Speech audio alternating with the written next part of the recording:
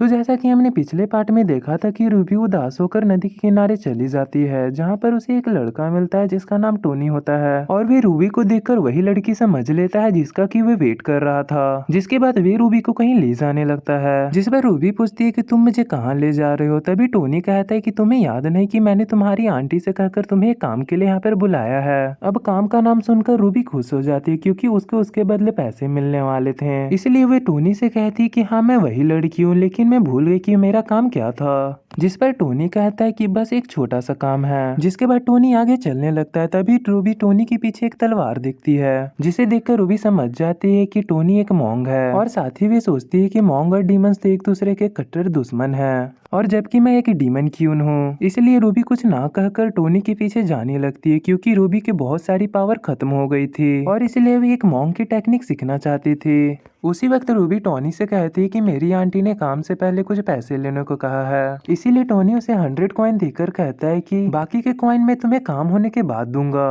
अब पैसे मिलने की वजह से रूबी उस दुकान से खाना लेकर खाने लगती है, और जिसे देखकर टोनी कहता है कि लगता है कि तुम बहुत दिनों से भूखी हो। अब टोनी उसका हाथ पकड़कर उसे एक जगह पर ले जाने लगता है, जिस पर रूबी उसे इसके बारे में पूछती है। तो टोनी कहता है कि तुम्हें बस मेरे साथ चलकर एक बंदे को अपनी खूबसूरती के जाल में फंसाना है। तो रूबी उसके साथ जाने लगती है, जहाँ जाते जाते टोनी हमें बताता है कि बचपन में उसके माँ बाप गुजर गए थे, जिसके बाद उसके अंकल और आंटी ने उसे पाला है। पर एक दिन कुछ डीमन ने उसके अंकल आंटी को मार दिया, जिसके बाद टोनी बचकर इस शहर के एक मास्टर के पास आ गया, जिसने कि टोनी को अपने एक बच्चे की तरह पाला है। लेकिन एक दिन कुछ डीमन ने उसके मास्टर को भी मार दिया। इसलिए टोनी डीमन से बहुत ही ज्यादा नफरत करता है और इसीलिए वह डीमन को ढूंढ ढूंढ कर मारता है। अब टोनी रूबी को लेकर एक घर के पास पहुंचता है और उस घर के नौकर से कहता है कि आपके मालिक को एक नौकरानी की जरूरत है, इसीलिए मैं अपनी बहन को अपने साथ लाया हूँ। तो वो नौकर नोरा की खूबसूरती देखकर बहुत ही ज्यादा खुश हो जाता है। इसीलिए वे टोनी को कहता है कि तुम्हारी बहन के खूबसूरत होने की वजह से ये हमारे महल में एक डांसर बन सकती है, जिसके लिए टोनी मान जाता है। तो वो नौकर रूबी को अंदर ले लेता है, लेकिन वे टोनी को अंदर नहीं जाने देता है क्योंकि उसका कहना था कि यहाँ पर काम करने वाले लोग ही सिर्फ अंदर आ सकते हैं। जिस पर टोनी कहता है कि मेरी बहन बहुत ही ज्यादा शर्माती है और वे मेरे बिना कहीं भी नहीं जाती है। तो ये सुनकर वे नौकर टोनी को अंदर ले लेता है, जिसके बाद वे नौकर अपने मालिक के पास जाता है और कहता है कि यहाँ पर एक बहुत ही खूबसूरत लड़की काम करने के लिए आई है, जिससे आपको जरूर मिलना चाहिए। तो वो मास्टर इसके लिए मान जाता है और अपने कमरे से बाहर आता है,